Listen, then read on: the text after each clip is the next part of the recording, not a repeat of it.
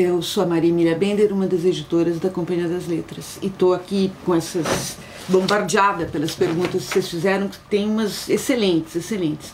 O Eduardo Hernandes pergunta até que ponto o editor se envolve no trabalho miúdo do texto dos escritores. Bom, o editor se envolve bastante, ele dá inúmeras sugestões, e desde ordem mais pontual, de minúcias, como uma vírgula ou uma imprecisão vocabular, como às vezes ele até reclama de uma certa construção que pode soar como clichê. E evidentemente o escritor é soberano para decidir, ele topa ou não as nossas sugestões, e conforme você já vai conhecendo mais o escritor, você já sabe se ele é mais ou menos permeável às suas sugestões. Então você se sente ou mais à vontade para fazer ou menos. E isso independe também da fama. Não é porque é o Chico Buarque que você não vai sugerir muito, ou o Bernardo Carvalho, não. Se você sabe que aquele cara é permeável às sugestões, sinal verde, a gente sugere e, em geral, eles agradecem. O Arthur pergunta, ele quer saber como é editar o Galera, se o Galera é fácil. Isso quem vai responder depois, posteriormente, é a Marta, que no momento está de férias. Mas ele também é muito curioso a respeito do Bernardo, como é editar o Bernardo, como é que a gente sacou se ele seria um nome legal para a editora. Quando você gosta há 18 anos o Bernardo apresentou, e ele era um estreante, ele nunca tinha escrito, ele era jornalista, né, da Folha, e ele apresentou um volume de contos para nós, e a gente leu, gostou e topou fazer, e fez esse primeiro Aberração de contos dele. Depois ele apresentou romance, e agora já deve ter uns 10 livros, enfim, é um dos autores. Eu que edito o Bernardo aqui, gosto muito, é muito fácil de trabalhar com ele. E, enfim, é muito fácil trabalhar com esses outros bacanas também, tipo, sei lá, Milton Atum, Chico Buarque, Drauzio Varela, Janete. São pessoas todas muito afáveis e, enfim, é legal, dá certo. Olá, eu sou o Thiago Nogueira. Eu fui aqui convidado para responder a pergunta do Felipe Salles Silva. E a pergunta que ele mandou para o site é a seguinte: quem realmente coordenou as edições de Jorge Amado na Companhia das Letras e como aconteceu esse processo de editar esse autor? Bom, eu sou o coordenador editorial da coleção Jorge Amado, fui convidado pela Lília Schwartz e pelo Alberto Costa e Silva, que foram os conselheiros da coleção. Editar esse autor na Companhia das Letras foi uma aventura assim enorme, que envolveu, enfim, eu coordenei, mas envolveu muita gente, quase toda a editora. Foi talvez o maior projeto editorial da companhia, certamente o maior projeto para um autor brasileiro.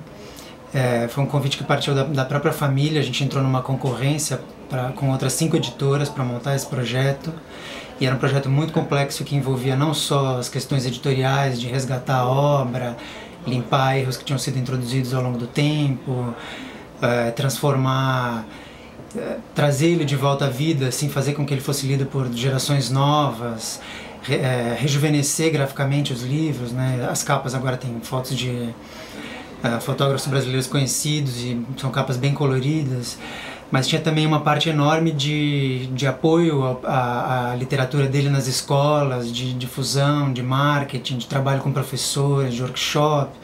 Então foi um negócio que realmente parou a minha vida, certamente, mas parou a editora por pelo menos 6 meses, assim, completamente concentrada nesse projeto. O Jorge Amado tem uma obra enorme, são mais de 30 livros, quase 40 livros. A gente já publicou mais ou menos 26 livros, e ainda faltam publicar mais 8, 9.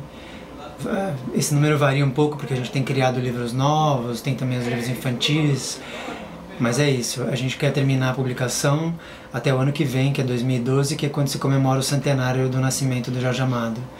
E aí vai ser quando a gente lança o último livro, que é a Navegação de Cabotagem, a autobiografia que ele fez. Meu nome é André Conte, eu sou editor aqui na Companhia das Letras. Eu cuido do selo de quadrinhos, da Penguin Companhia, de alguns autores brasileiros, alguns estrangeiros. Eu vou responder a pergunta da Samantha, que quer saber como a gente escolhe os tradutores para determinadas obras e como que a gente faz tradução de obras clássicas. Bom, a gente trabalha com um grupo mais ou menos fechado de tradutores, então os editores conhecem bem as características de cada tradutor. Tem gente que é muito boa de livro de história, às vezes é um tradutor que é formado em história, por exemplo, ou se interessa muito pelo assunto, ou tem mão boa para não ficção, é bom de pesquisa, resolve os termos todos, te entrega um trabalho mais redondo. Tem gente que não é tão boa nisso, que não é boa de bibliografia, de pesquisar termos náuticos de um livro de história de 700 páginas, mas ao mesmo tempo tem mão de prosa, consegue fazer um livro de prosa estrangeira soar, enfim, ficar bem traduzido, ficar uma tradução fluente, agradável de ler. Então, sim, você tem que conhecer o teu tradutor e indicar um livro para ele de acordo com, enfim, um pouco o que você sabe do trabalho dele. No caso dos livros clássicos, onde há muitas traduções, aí é mais complicado. A gente lê as traduções aqui, meio informalmente, tenta separar um pouco o joio do trigo, mas às vezes é preciso recorrer a especialistas. Em geral, às vezes o próprio especialista, um professor da USP, algum autor da casa fala, olha, li tal tradução de fulano que está fora de catálogo há 30 anos, pode falar, puta tradução, desculpa. É uma baita tradução, enfim, então aí você tem que se guiar mais por quem entende mesmo do autor que você quer publicar. Bom, muita gente pergunta se nós recebemos livros da companhia de graça. Sim, todos os funcionários da companhia podem escolher 2 livros por mês da editora. Os editores assistentes podem escolher os mesmos 2 livros e ganham todos os livros em que eles trabalharam. E os editores recebem todos os lançamentos do mês e mais 2 livros por mês à nossa escolha. Isso, além de ser um bônus, um a mais, um presente para os funcionários, tem uma função prática que é fazer com que os funcionários, os editores e todos os setores da editora conheçam o catálogo da editora, conheçam os selos, conheçam as coleções, conheçam a nossa linha editorial.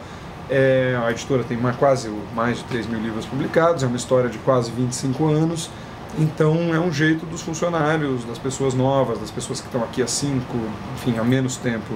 Tem muita gente que está aqui desde o começo, mas para quem está aqui, conhecer os livros que a gente faz, saber, enfim, ajuda, facilita o trabalho, facilita o nosso dia a dia. E ela? Sou Ana Paula Rissayama, trabalho no Departamento de Direitos Estrangeiros. Respondo as perguntas do Wellington, do Cazu e da Verônica sobre a compra de títulos estrangeiros para publicação aqui.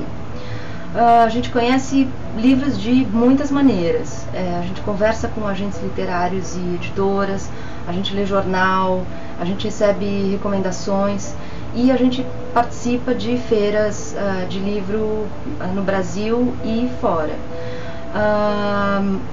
Às vezes um autor ou o seu representante, que é o agente literário, ou uma editora, nos procura querendo publicar o livro aqui, mas não tem regra. Eles podem também procurar uma série de outras editoras e propor um leilão. As aquisições dos livros estrangeiros, elas normalmente acontecem de livro a livro, mas a gente tem contrato de 2 livros, 3 livros ou para uma obra completa. No caso dos livros do Philip Roth, eles são comprados normalmente de 1 a 1, sempre que ele acaba de escrever.